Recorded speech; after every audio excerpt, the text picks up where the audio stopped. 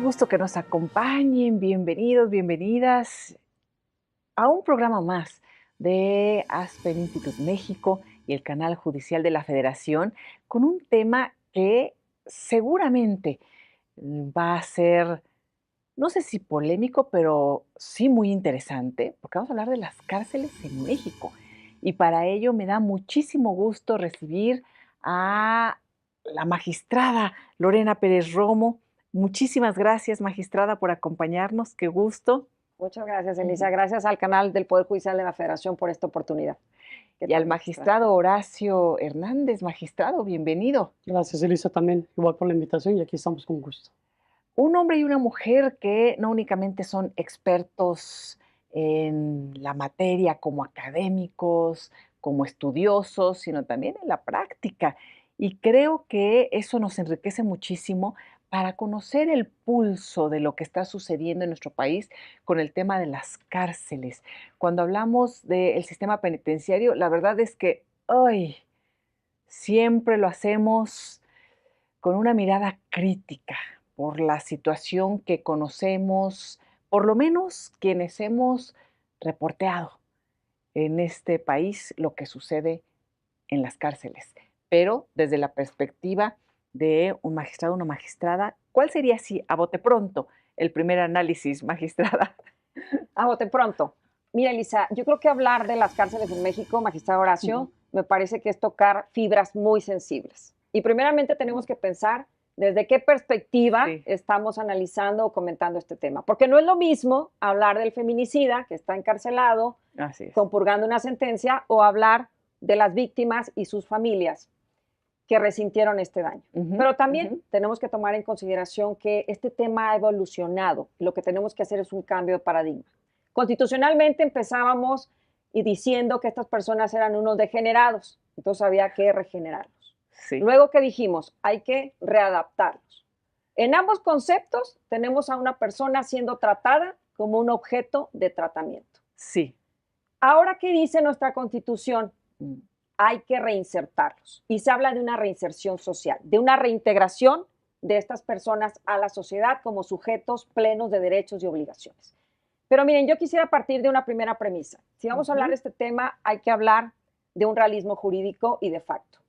¿Realmente se protegen los derechos de estas personas, sus derechos fundamentales dentro de los centros de reclusión?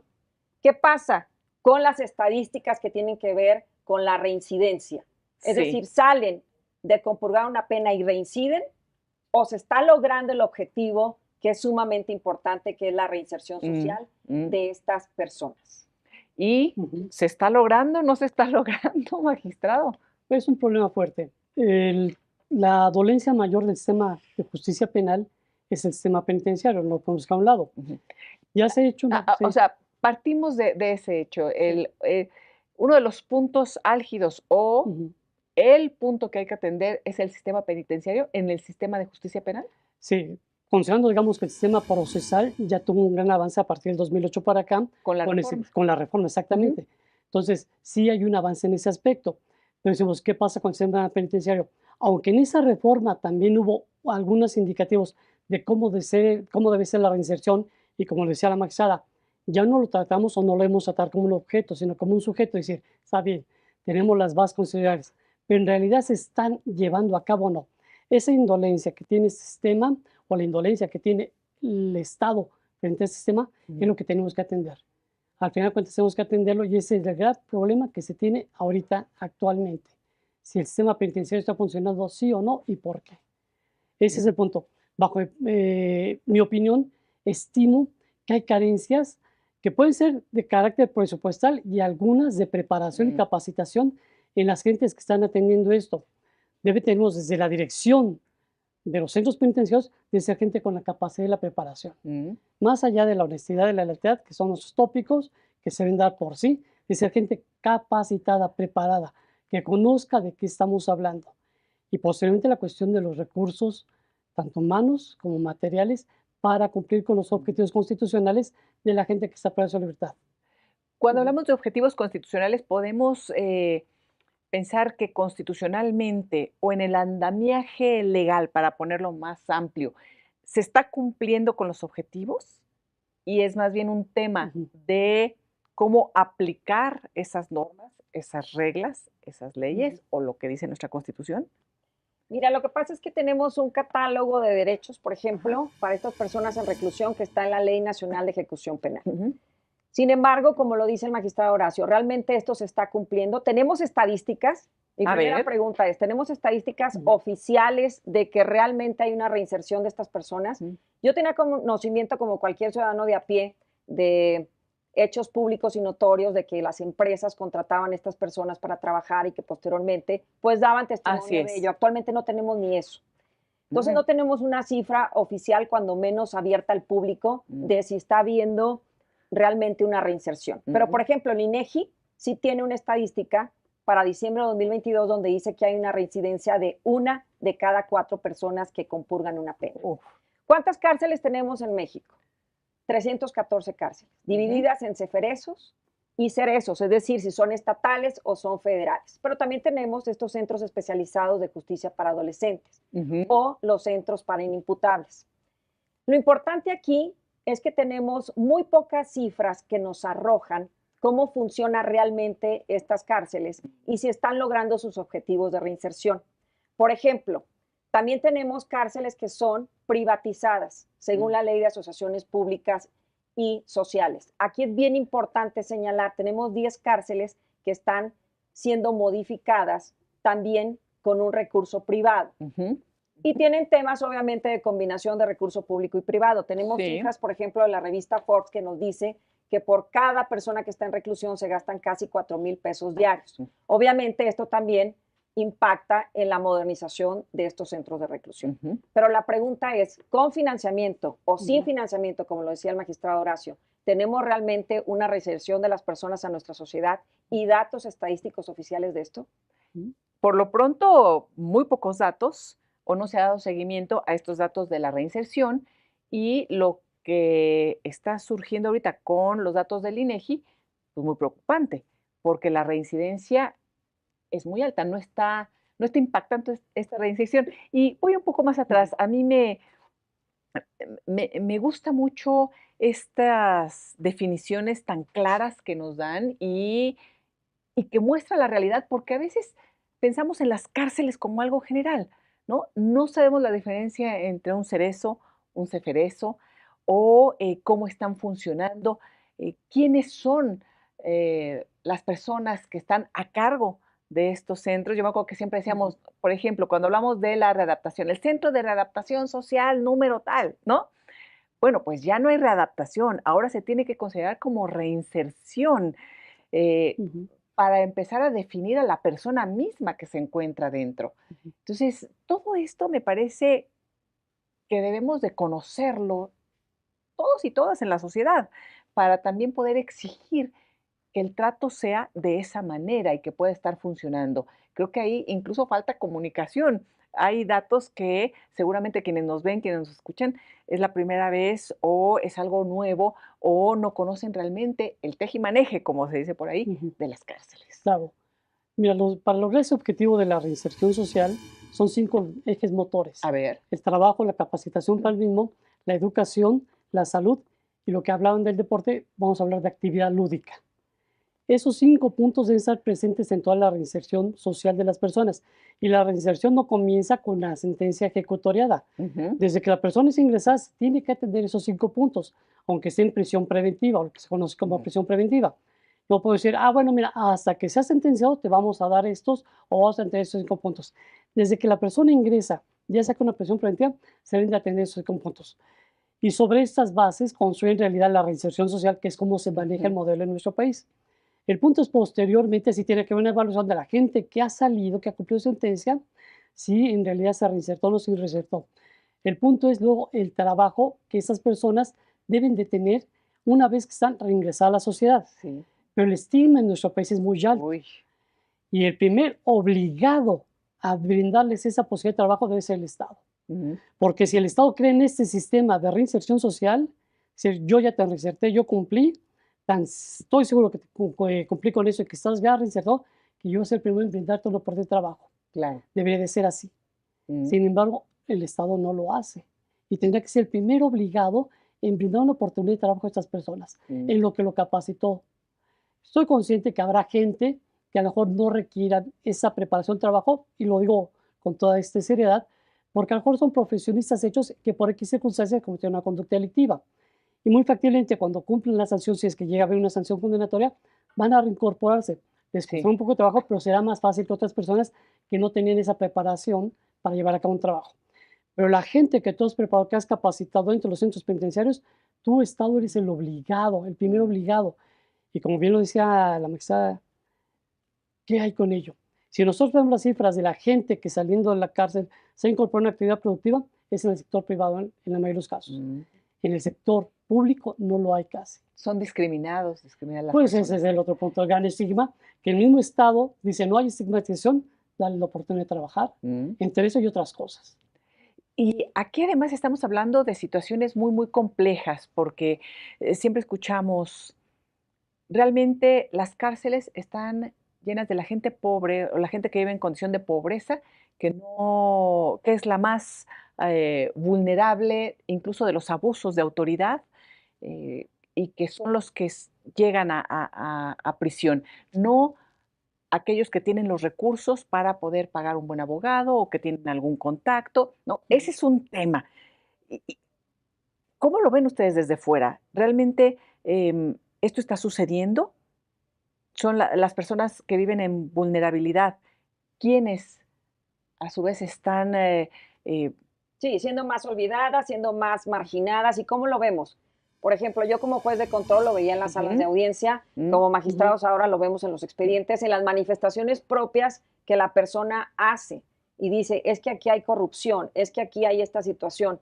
Y aquí quiero hablar de dos cosas. Primeramente, ¿quién vigila a los vigilantes? Porque ujú, estas personas están en reclusión y están siendo vigiladas, pero ¿quién vigila a esos custodios? Si sí. tú te vas a nuestras leyes, y a nuestros ordenamientos, pues nos dice que Comisión Nacional de Derechos Humanos, por Mm, ejemplo, tiene la obligación de ir cada año a hacer una visita.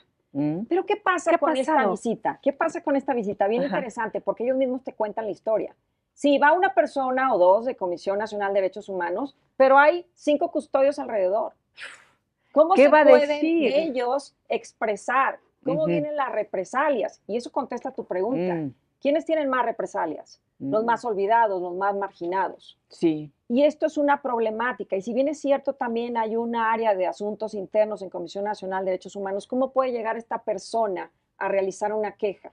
Y sin que esto le cueste, obviamente, pues temas de seguridad o de integridad. Mm, Y por otro lado, la misma Comisión Nacional de Derechos Humanos tiene un informe ya muy antiguo, de 2004, que me llamó mucho la atención porque ellos mismos reconocen lo que nos están diciendo las personas privadas de su libertad. mm, Hay corrupción. ¿Y por qué hay corrupción? Porque todas estas actividades, como lo dijo el Ujú. magistrado Horacio, deporte, capacitación, mm, preparación, salud, que deberían de ser derechos, se los están cobrando.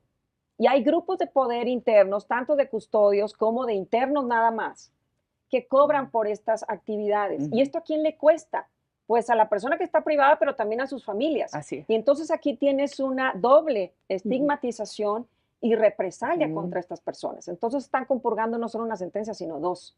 mm. Y económicamente, pues les cuesta a todos. Y como sociedad, pues hay un desgaste para todos porque estamos viendo que estas personas reinciden y estos niveles de criminalidad siguen aumentando. Ujú. Y hay corrupción, ¿no? Lo hemos visto en estos testimonios de las propias personas privadas de la libertad, pero ¿y hay autogobiernos?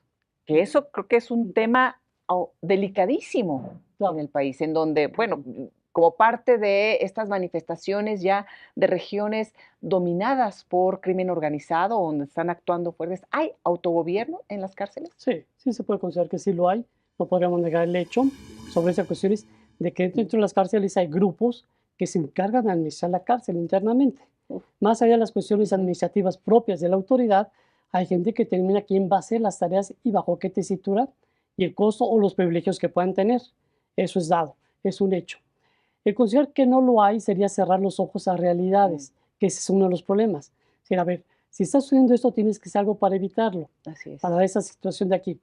Lo que hablamos como un discurso de que los que están en la cárcel son la gente de menos recursos económicos, que son los pobres, es un discurso que se debe tomar con una debida Mm, delicadeza, Porque el problema a veces de estos discursos los hacemos tan genéricos que llevamos a soluciones que no son las propias o las adecuadas. Entonces, sí, no cerramos los ojos a la realidad de lo que pueda suceder, pero no utilices como un discurso único o como la base de los sistemas, que ese es el otro problema. En este punto, sí, bueno, sí hay gente de escasos recursos en las cárceles, sí, pero también puede ser de gente con recursos. Y entonces en este tópico decir, a ver, si yo utilizo un solo discurso para generar algo, estoy olvidando otro sector y probablemente vaya a afectar mi solución al problema o no va a ser la solución adecuada. Se tiene que ver aquí. Cuando se hablan de los temas penitenciarios, todos tenemos experiencias propias, ya sean como juzgadores, hasta como secretarios. Lo que se habla es cierto. Anteriormente, a mí todavía como juez, me tocó que las visitas las practicaba yo al centro penitenciario. Una vez al año tenía la obligación por lo menos de hacer una visita al centro penitenciario y atender a los internos que estaban siendo procesados en el juzgado del cual era titular. Sí. Y ahí era de que, a ver, yo imponía las reglas sobre esa visita, el director nos atendía, nos prestaba un cubículo y los iban llamando. Y ellos con toda la libertad me decían que lo que sí, y tomábamos nota. Hacíamos su reporte y lo informábamos. Y lo que dice ahorita Elisa dice, hoy sí es la Comisión de Derechos Humanos, no se duda de la misma, pero bajo qué tesituras se están realizando esas visitas, analizando los contextos que se van dando. Cuando yo era juzgador, de propia mano, de vista, advertía toda esa problemática.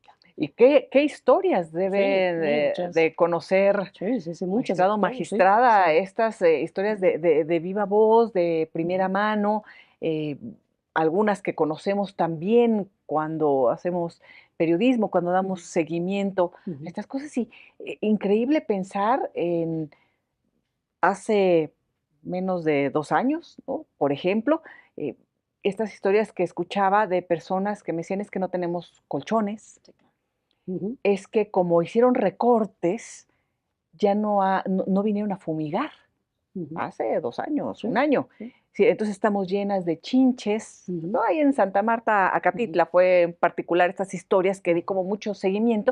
Entonces, decir, ¿cómo es posible? Entonces, yo dije: ¿No dormías en colchón?". "No, no dormía en colchón, y tenía mucho frío, y no fumigaron por el recorte presupuesto". O sea, ¿quién atiende todos estos casos, magistrada?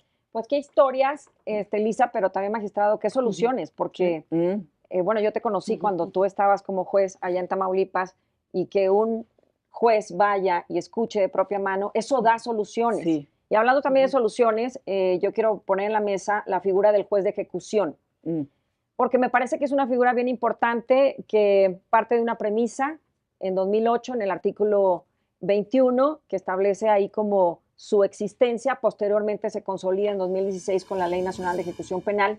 Y es importante que todas las personas sepamos, porque además todas las personas podemos estar expuestas a estar en prisión. Ahora con el tema incluso de, pues cualquier, no sé, Bueno, que conduzcas y que tengas un choque, algún accidente, puede ser negligente o no, hay un tema de prisión preventiva justificada. Un hijo que le pasa algo así, digo, creo que eso nos toca incluso las fibras de una realidad más cercana.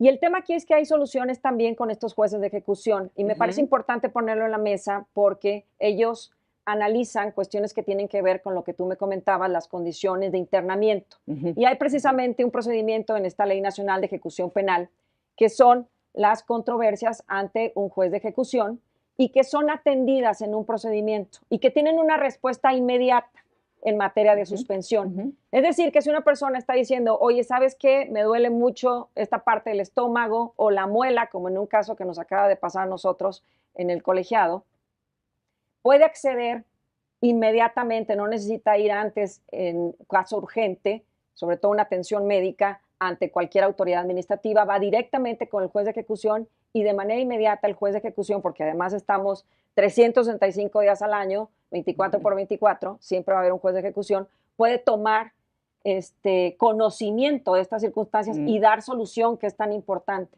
Porque pues a todos nos ha dolido una muela y a lo mejor alguien dice, no, pues que presente su escrito y que se vaya para acá y que se espere un mes. No, esto es de te estás muriendo de un urgencia. dolor y Sí. nadie debe de pasar pues por ese tipo de torturas o malos tratos. Y además es importante que como sociedad sepamos que hay estas figuras que están prácticamente siempre de guardia atendiendo estas cuestiones de internamiento. Que hay mucho por hacer, lo sabemos, pero que también tenemos Hay figuras, opciones. exactamente, que están ahí a nivel federal y a nivel estatal para atenderlos. Me gustaría que nos comentaran sobre los derechos de las personas que son privadas de la libertad, porque creo que partimos de la base errónea de esta estigmatización como sociedad, que después no permite que tengan esta reinserción de la cual hablábamos, pero también desconocemos los derechos que tiene cualquier persona en todo momento. Ujú. Y me gustaría que ahondáramos en este punto. Sí. El artículo primero constitucional es muy claro. Dice, todas las personas en los Estados Unidos mexicanos gozarán de los derechos humanos que reconoce esta Constitución Así es. y los tratados internacionales de los cuales el Estado mexicano sea parte. Que estén, aquí hago Ajá. una pausa, Ujú, ujú. magistrado, que estén en territorio Sí, nacional. Es decir, pueden ser personas extranjeras que estén en nuestro sí, claro. territorio. Es todas las Eso personas es y muy todos los que importante. cumplan esa característica de persona. Mm, Hombre, mujer, anciano, niño, indígena o, como los señalas, mm, un ciudadano de distinta nacionalidad. Los que están internos en la cárcel siguen siendo personas. Si acaso el derecho que se ve limitado por esa condición de estar internos será la libertad personal, ujú, ya sea con una sentencia o con una prisión preventiva. así es. Pero no dejan o no deben dejar de gozar de los demás derechos. Habrá aspectos donde decir, bueno, este derecho en tu condición de que estás privado de tu libertad no puede ser ejercido. Habrá algunas cuestiones, pero la situación de la salud, que es a lo que se refiere, Ujú, la cuestión de alimentación, trato digno, no, aunque esté privado de su libertad, no pueden desconocerse. mm, Esas personas también tienen derecho, si están en proceso, que se les administre la justicia, que tengan un abogado defensor, etc. Entonces, esa cuestión de los derechos es el punto de decir, debemos estar conscientes que son personas que siguen gozando de derechos fundamentales, así derechos es. Humanos. Algunos están limitados por esa misma privación de la libertad, nada más. Pero fuera de ahí, no podemos tener más esa condición de penuria que tienen a otros Mm, aspectos, de legales todas estas situaciones. En lo que te refieres al autogobierno, es un tópico que a veces no sea la autoridad, pero si lo tolera, la autoridad se vuelve cómplice de ujú, esos actos. ujú, Y son actos de corrupción al final de cuentas. Si la autoridad está consciente de que hay un autogobierno y no hace nada, es una autoridad cómplice. Y peor tantito si esa autoridad recibe dádivas por permitir mm, eso, porque ya la corrupción se vuelve mayúscula, no únicamente de omisión, sino hasta de acción. ujú, Mira, en esos tópicos de qué hacer, qué hay, yo también recuerdo experiencias propias cuando fui secretario en Tijuana. Ahí había una cárcel muy famosa, la penitenciaria de la Mesa, que se le conocía el pueblito. mm, ¿Por qué? Porque dentro de ese centro penitenciario vivían familiares de los internos, inclusive había niños, que esos niños en la mañana salían del centro penitenciario, iban a la escuela y por la tarde regresaban al centro penitenciario para estar con sus familias. Y era un pueblito porque había un videoclub, había una taquería, una peluquería, toda esa cuestión. sí. Era la forma en que se estaba ahí. Pero qué peligro también para los menores, para las esposas de los internos que no tenían que estar ahí, estar en esos lugares. Entonces, toda esta problemática, de una u otra forma, sí se ha ido atendiendo. Se ha hecho algo, lo de, dice bien Elisa, con los, perdón, Lore, con lo que son los jueces de control o los Ujú, jueces correspondientes de la etapa de ejecución.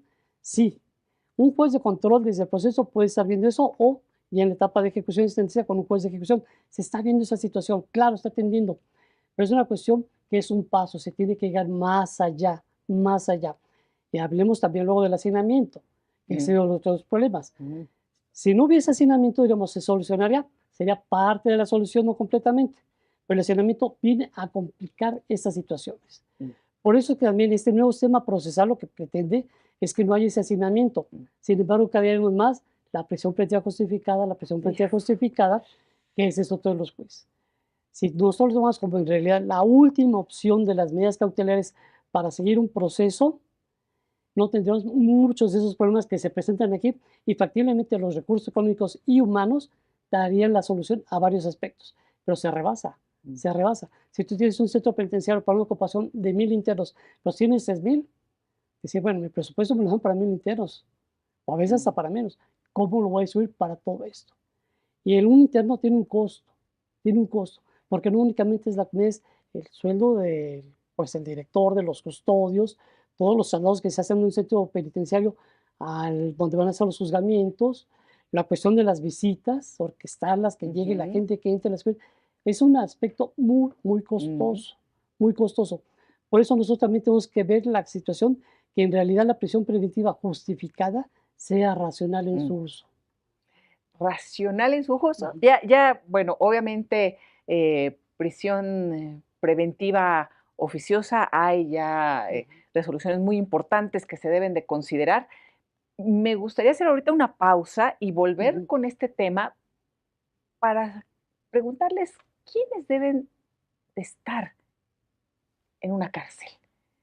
Eh, y cómo está funcionando ese proceso previo, hablando del Ujú. tema del hacinamiento, porque curiosamente, por un lado dicen, es que, bueno, sabemos que hay hacinamiento en cárceles de México y por otro lado, niveles de impunidad altísimos.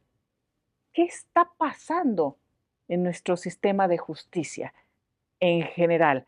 De- Una pausa y volvemos.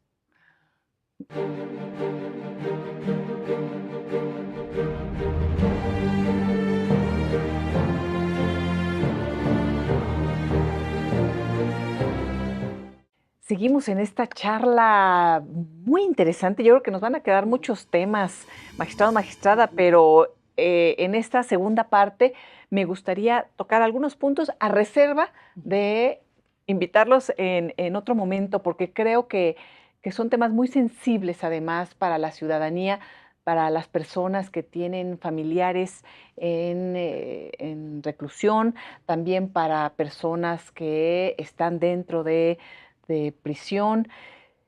¿Quiénes deben realmente estar en la cárcel? Y lo comentaba porque estamos viendo que existe en nuestro país problemáticas como violaciones a derechos humanos, hacinamiento, eh, Autogobierno. autogobierno, Ujú. corrupción, penas muy altas, eh, prisión preventiva, pues medio justificada y medio no, porque, ¿no? Entre que les encanta luego a Ujú. los gobiernos estos sistemas punitivos, Ujú. ¿no? A nuestros legisladores. Y por otra parte, está el hacinamiento y la impunidad en nuestro país, que rebasa el 90 y tantos por ciento. Mira, Elisa, en primer lugar hay que partir de una premisa. La víctima no tiene el derecho de que una persona esté en reclusión. Esto Mm, es parte de un sistema, de un procedimiento penal que se sigue bajo los principios en este momento del sistema penal mm, acusatorio, aunque tenemos también asuntos del tradicional. ¿Quiénes tienen que estar en reclusión? Pues aquellas personas bajo el concepto de medida cautelar de prisión preventiva justificada, y aquí tienes 3 parámetros como mm, juzgador. El primer parámetro es que haya un riesgo de sustracción por ujú, parte de esta persona durante el procedimiento. Imaginemos que estamos hablando de un asunto donde hay un recurso económico muy fuerte y que ahí está el avión esperando al señor. Pues aquí hay un exacto, riesgo de sustracción. exacto. Y como tú dices, no son los más olvidados, ¿verdad? También hay un Exacto. tema de obstaculización del procedimiento. Si este procedimiento se va a obstaculizar porque esta persona, por ejemplo, pertenece a organizaciones criminales, pues tú sabes que también hay un tema ahí Ujú, que puede impactar en una prisión preventiva justificada y finalmente protección de víctimas, testigos, comunidad.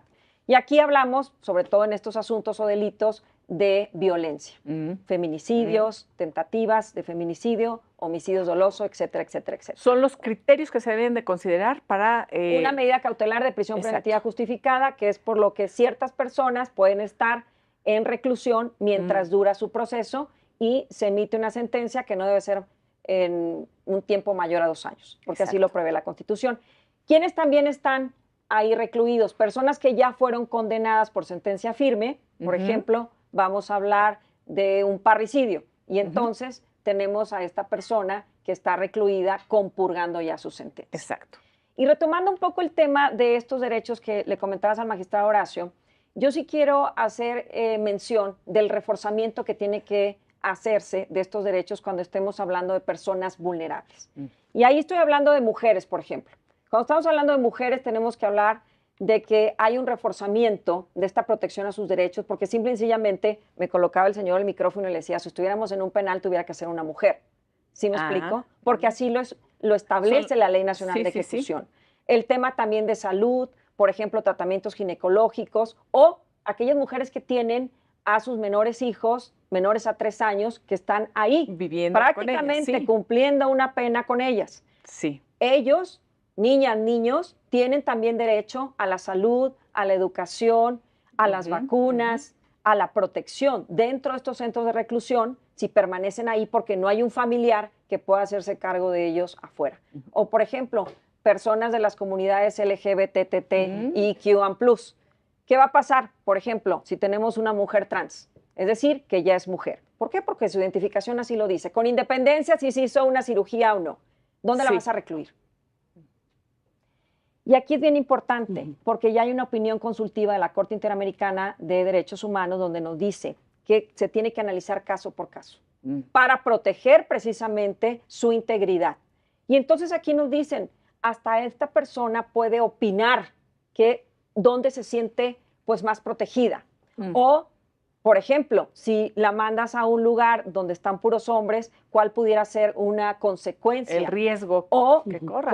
con mujeres. Y también puedes recabar esta opinión porque nos dice la Ley Nacional de Ejecución que además se tiene que hacer un análisis de la personalidad para poder distribuir a las mujeres, a los hombres, a los adolescentes en los centros especializados. Y por supuesto, a estas personas transexuales, transvesti y transgénero. Y eso es bien importante porque eso es lo que también realizan nuestros jueces de ejecución. Qué interesante labor han realizado, no únicamente, y lo decía en un principio, como académicos, como conocedores, sino en la práctica y que están sintiendo de primera mano la necesidad de lo que requiere nuestro país. Uno de los temas importantes es la presencia de ustedes en este seguimiento dentro de las propias prisiones.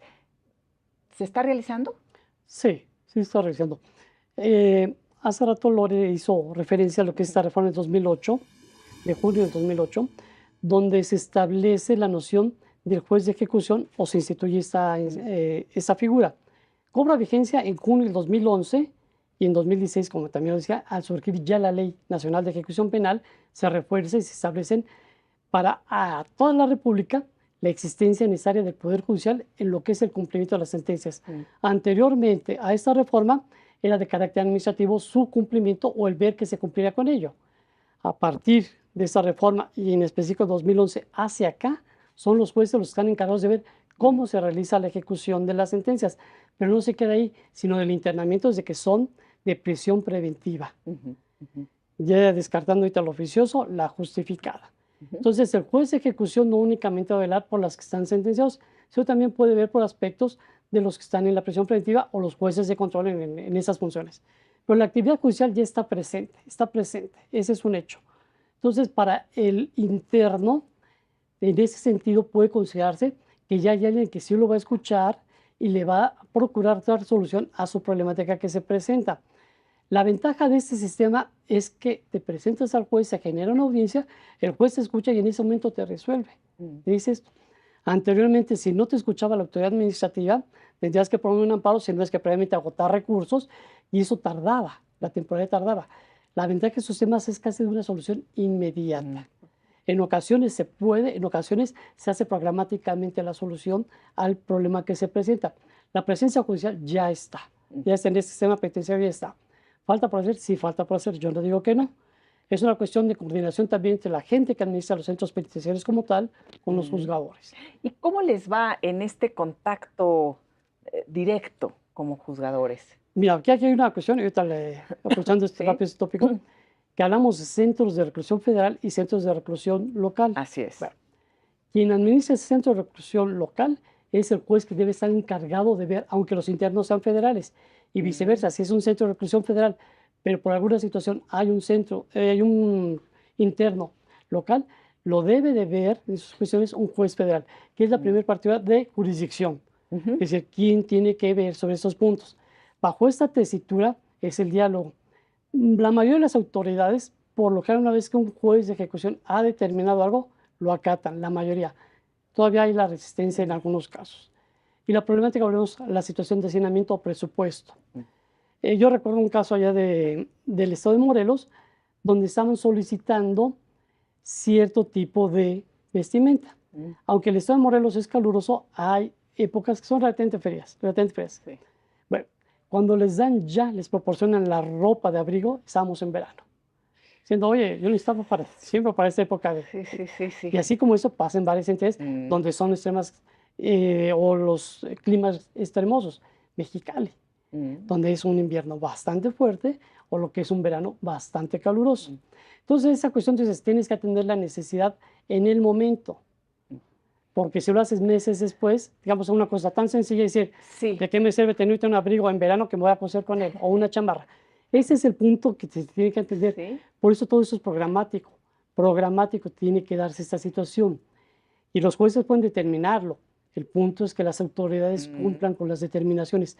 A mí me ha tocado ver de algunos jueces de control que se hacen las resoluciones programáticas. Dicen, a ver, el problema está aquí, pero se puede presentar para estas eventualidades. De una vez se señala a la autoridad que en lo futuro tienes que hacer esto, esto. Entonces, ustedes pueden ir, verificar y además hacer sus observaciones a las autoridades dentro de los penales y deben de cumplirlas. Y las cumple, porque también tenemos medios de apremio. Y, por ejemplo, yo siempre fui una juez de estar molestando mucho a la autoridad, pero nos sigue yendo mal, te voy a decir por qué. A ver. En enero de 2019 me llega el caso de María Teresa como juez de control en el estado de Colima. Y entonces, pues no se me va a olvidar por la fecha, ¿verdad? Entonces empezamos el año con María Teresa, y María Teresa era una mujer, es una mujer, pues de unos 40 y tantos años de edad, con nula educación, enferma, tenía varias enfermedades crónicas como diabetes, se encargaba de 4 hijos menores de edad, ninguno registrado, y ahorita te voy a decir por qué, y tenía a su papá y a su mamá también enfermos de 70 y tantos años los dos, y se encargaba económicamente lavando ajeno en un municipio de los 10 que tiene Colima. Sí. Y llega porque resulta que el esposo o pareja, la verdad no supimos si había una relación qué tan cercana, pero le dice que tiene que llevar al centro de reclusión donde él estaba internado droga. Y María Teresa ingresa a su vagina una gran cantidad de droga. Que yo digo, imagínate si hubiera reventado esa bolsita. Sí. Total que suministra esta droga y esto es un delito de aquel entonces, para los que digan que no, de prisión preventiva oficiosa. Y entonces María Teresa va a la cárcel. Y los hijos la quieren ir a ver y resulta que no pueden porque no están registrados, no tienen un acta de nacimiento. No. Y resulta que María Teresa está en una condición de interseccionalidad. Y estar en una sala de audiencias es una situación sumamente impactante, porque así como estamos, así estamos. Sí. Claro, el juez está un poco más elevado en un atril, pero es la misma situación. Sí. Y entonces María Teresa me contaba, oiga, juez, es que yo quiero ver a mis hijos porque pues la chiquita tiene tanto tiempo y no sé qué. Pues sí, que vayan. ¿Qué hacemos, María Teresa? No, es que no tienen acta de nacimiento. Y obviamente, dinero para el acta de nacimiento menos. Obviamente mandamos sacar con el gobierno de Colima las actas de nacimiento, pudieron ingresar a verla. Total que María Teresa estuvo ahí en un procedimiento hasta tratar de lograr un abreviado porque era primo delincuente, se podía. Sí. Y resulta ser que un día María Teresa hablando conmigo me dice, es que yo ya no sé si salir, jueza. Y yo me quedé, ¿pero por qué? María Teresa, o sea, dije, no, tanto que hemos, de verdad, porque ahí todo le habíamos echado ganas al caso de María para Teresa. que pudiera salir pronto. Y me dice, es que mire, ¿a qué salgo? Tengo a los niños, tengo a mis papás enfermos, no tengo dinero, ¿a qué salgo ya? Entonces, ¿cómo nos va? Nos va mal, porque imagínate cómo estamos para que haya casos como el de María Teresa, que ni adentro ni afuera puedas estar en una sociedad que deje de estigmatizarte y te permita realmente pues una manera eficaz de ejercer tu plenitud de derechos. Qué difícil, además, en el caso particular de mujeres, porque me comentaban muchas de ellas que pues las abandonan y ya después nadie las va a visitar. Pues es que si te abandonan aquí, imagínate adentro. Dicen, Ya, o sea, son las más olvidadas. O sea, son las personas olvidadas, son las personas que la pareja varón no va y les lleva de comer, no las va a visitar los días de visita. Y esta es una realidad que tenemos en una idiosincrasia patriarcal. Entonces, también la criminalización, y esto, Elisa, te lo cuento rapidísimo, porque la criminalización de la mujer, casos que me tocaban ahí. De repente llegaba la chica de 18 años ya, pues es adulta, y me decía, oiga, jueza, es que, porque yo traté siempre de entablar dentro de esta autoridad y dentro de esta jerarquía, pues todos somos personas. Y me comentaba, es que mire, yo tengo 18 años y pues a mí me gustaba fulanito, me invitó a salir, pues yo no sabía que en el carro que veníamos, como dice usted, bajo su radio de acción y disponibilidad había armas y droga. Yo lo que quería pues era salir con fulanito. Sí. Porque además pues me trataba bien y está bonito. Y yo decía, no, pues sí está bonito, pero pues imagínate esta situación. O enviabas un cateo, ordenabas un cateo y de repente te Y ahí traían estaba la jovencita. a Ok. una mujer también, pareja, en este caso eventual, de esta persona, y yo decía, oye, pues yo no sabía que él era un miembro directivo de la organización criminal fulana de tal. ¿Sí me explico? Y ahí Sí. estaban, también por Sí. posesión, también por portación de armas, porque habían encontrado todo ahí. O el caso de un custodio, que me acuerdo que esto fue también bien emblemático para mí y bien duro, porque era un custodio en una cárcel de Colima, capital, y de repente me lo llevan porque en flagrancia advierten que estaba comercializando droga dentro del centro de reclusión, por aquellos que dicen que, ay, no hay droga dentro. Y en este caso en específico, dicto la autovinculación, también por el tema del comercio, prisión preventiva oficiosa en aquel entonces, y el tema es que me dice, oiga, jueza, por favor, no me mande a Manzanillo al centro de reclusión, porque no lo podemos mandar a Colima, entonces, bueno, iba a ser Manzanillo. Sí. Y me dice la gente del Ministerio Público, la única opción para que no maten a esta persona, si usted quiere, prácticamente me lo dice así, es Manzanillo. Yo ya hablé con el órgano desconcentrado, etcétera, etcétera. Entonces yo le digo, oye, pues mira, considera Manzanillo, están diciendo esto en la audiencia, dices que si me manda Manzanillo me van a matar. Uf. Y esto no viene ¿Qué en el Código decisiones? Nacional de ¿Y qué Derechos- decidiste? No, ni en la ¿Qué comisión, decisión? ni en ningún lado. Y entonces ahí, pues, ¿qué hacemos? Entonces yo le pregunté, ¿dónde se sentiría usted más protegido? Y entonces me dice, mándeme a Tecomán. Y entonces le digo a la gente del Ministerio Público, ya le dije, usted no entiende, jueza, casi me dice que estoy... Pero bueno, me dice, yo nada más se puede en Manzanillo. Y entonces, ¿qué es lo que hicimos? Porque como no venía en el Código Nacional la respuesta, lo mando a Tecomán, donde él me había dicho, Sí. y le mando un exhorto al director del centro de reclusión y a la gente del Ministerio Público, a su superior jerárquico, le digo, miren, aquí no se trata de que ustedes puedan garantizar la seguridad y la integridad de esta persona nada más en un lugar. Ustedes tienen obligación de garantizarla, así como yo, en cualquier lugar. Donde sea. Y aquí vamos a estar pendiente y bajo estos medios de apremio y apercibimientos y todo lo que pude encontrar, Sí. usted se tiene que hacer responsable. Y afortunadamente no pasó nada. Uf. Pero son decisiones que involucran pues también cierta sensibilidad Totalmente. que es importante porque, como lo ha dicho la primera ministra presidenta de la Suprema Corte de Justicia de la Nación, la ministra Norma Lucía Piña Hernández, los expedientes no son solo papeles, Así es. son personas. Y por lo que veo, a pesar de, y digo a pesar de que como autoridad, ustedes van a dictar, van a juzgar, están en contacto directísimo, como me decías aquí, con la persona que pues puede recibir una sentencia condenatoria y pudiera tener cierta distancia con un juez, con una jueza, se vuelve al contrario, una relación también muy cercana y muy directa en algunos casos. O sea, creo que lo que me están platicando es eso y me parece a mí, ahí radica la importancia de este contacto directísimo entre jueces, juezas y las personas que están viviendo todo este proceso. Y por otro lado, les preguntaría, ¿cuentan ustedes con la seguridad suficiente? Porque veo que atienden casos muy complicados. Bueno, el Poder Judicial sí se ha preocupado, el Consejo de la Judicatura, de brindar la seguridad a los juzgadores. Desde brindar la seguridad de los inmuebles, que es parte de, así como los juzgadores en su persona, cuando lo requieren o lo necesitan. Hay asuntos que tienen la delicadeza, por el tipo de asunto propiamente, ya sea del criminal o lo que estás cuestionando, que te lleva a esa necesidad de, por fortuna, digo, no la mayoría se presentan así, sobre todo si cuando tú te conduces en la forma correcta como juzgador, respeta los derechos procesales y los derechos sustantivos de la gente, no tendrás por qué sentir una amenaza. Pero bueno, hay ocasiones en las cuales, aún siendo respetuoso esos derechos, sabes que puede existir una posibilidad de que haya algún atentado contra el juzgador. En la menor medida, pero lo hay. En ese tópico, cuando se da esas situaciones, sí se brinda la seguridad. Hemos tenido compañeros magistrados que les han brindado seguridad o juzgadores. Y por desgracia ha habido asuntos que pues han fallecido, han matado a compañeros magistrados o a compañeros jueces. El punto sí se ha dado, sí se ha dado.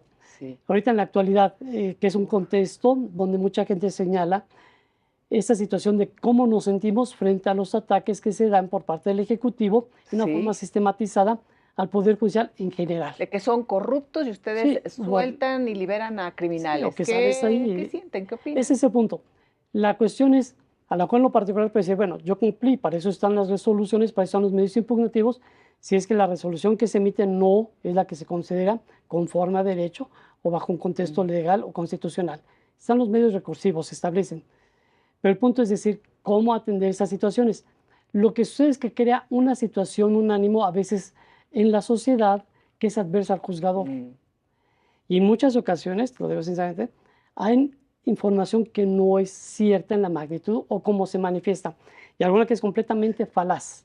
Sí. Entonces dices, Sí, a lo ver, sé. están creando un ánimo de animadversión al juzgador, hay una polarización que se presenta y eso puede tener un riesgo.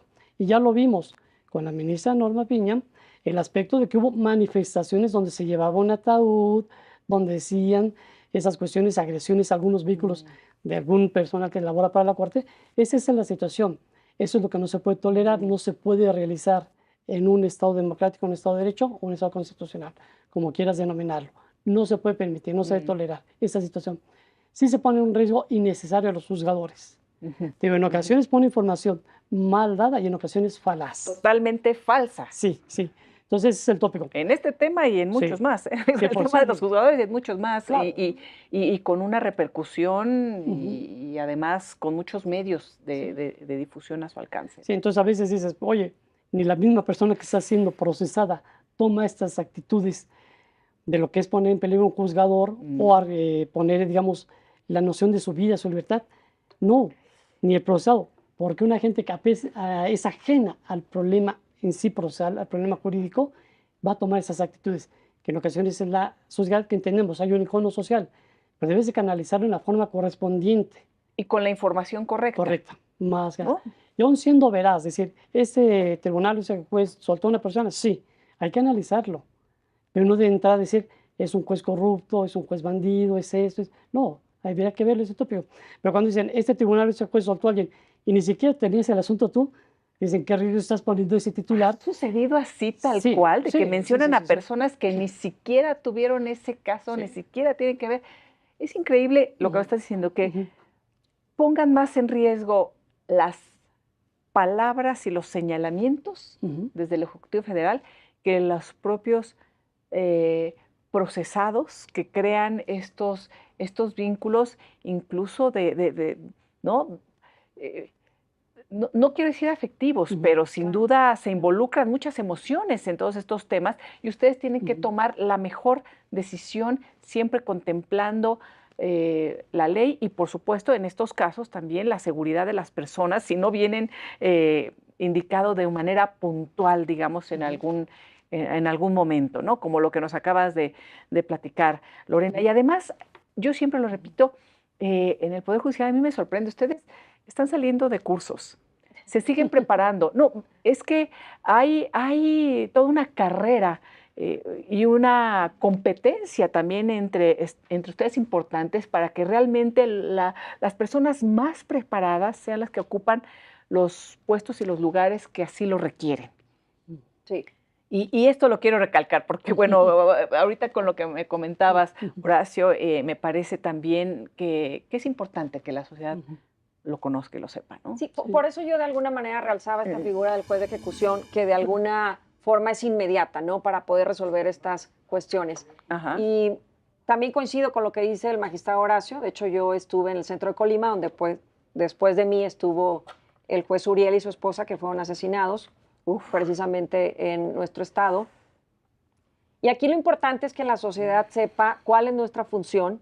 No podemos resolverlo todo, tenemos obviamente un catálogo de disposiciones que acatar, pero al final del día yo sí considero que es bien importante que habemos gente que estamos muy comprometidos y muy comprometidas con lo que hacemos día con día y que pues tenemos valor y tenemos valores y que vamos a seguir fungiendo en este tema con toda la honorabilidad y por supuesto la honestidad que ahorita lidera sobre todo nuestra ministra presidenta. Pues a mí me gustaría concluir con esto, porque me parece importante el conocimiento que puede tener la audiencia de los juzgadores, las juzgadoras, del papel que están que están teniendo en estos momentos, además complicados en nuestra sociedad, y también que conozcan este sistema y, como tú dices, con valor y con valores, pero además abiertamente exponiendo las carencias que existen, que lo han hecho en estos minutos, así abiertamente para buscar soluciones. Y es Sí, bien Lorena. importante, porque no podemos perder el tema. El tema es sistema penitenciario en México, cárceles en México. ¿Cuál es la finalidad, Elisa, para cerrar cuando menos esta oportunidad? Es la protección de la sociedad contra el delito, no contra el delincuente. Y eso me parece que es bien importante. No vamos contra Pedro Pérez, vamos contra la delincuencia. Por eso las personas están ahí, para proteger a nuestra sociedad. Y yo quisiera hacer como una analogía en un tema de una política pública, por ejemplo, de medio ambiente. Sí. ¿Qué hacemos con los residuos orgánicos? Pues los mandamos a las afueras de la ciudad, ¿no? Donde no los vemos, donde no apestan, donde no contaminan. Sin embargo, que estamos viendo también que tienen efectos, porque al final del día las ciudades, cuando menos yo soy de Tampico, y cada vez estos residuos están más cerca de la ciudad porque la ciudad se ha ido extendiendo. Y tenemos un problema de contaminación. Y entonces hacemos una política pública ambiental donde decimos, pues hay que reducir, hay que hacer toda esta reutilización de estos residuos. Cuando hablamos del sistema penitenciario, estamos hablando de personas. Y no por el hecho de olvidarlas o por el hecho de decir, si no lo veo, no existen. Sí existen y sus conductas tienen efectos en la sociedad. Y entonces yo considero que este tema tiene que conllevar la solución de que realmente hagamos un cambio de paradigma.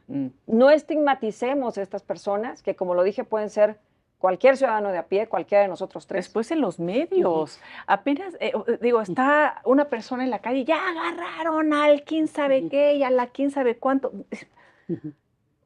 Cambiemos este tema? paradigma y de verdad como sociedad seamos una mejor sociedad, una sociedad más sana, pero sobre todo pues una sociedad más sustentable. Pero nada más para concluir, creo que estamos en el tiempo, tenemos las normas, hay la preparación por juzgadores y otras gentes para evitar que llegar a un sistema penitenciario como el de El Salvador. Estamos a tiempo, porque si no, la siguiente medida va a ser esa. Y yo creo que a nadie le gustaría llegar a un sistema penitenciario como El Salvador. Y con todo respeto al presidente Salvador. Sí. Yo creo que a nadie. Estamos muy a tiempo ahí. Bueno, es una asignatura pendiente. Sí. Asignatura pendiente y asignatura pendiente también para seguir en esta charla y en este diálogo, como si nos lo permiten, porque creo que hay muchos temas y una charla y conocimientos que podemos compartir con nuestra audiencia. Muchísimas gracias, magistrada Lorena, muchísimas gracias. Gracias. Gracias, qué gusto. Y gracias a ustedes también por habernos acompañado. Los espero en la próxima.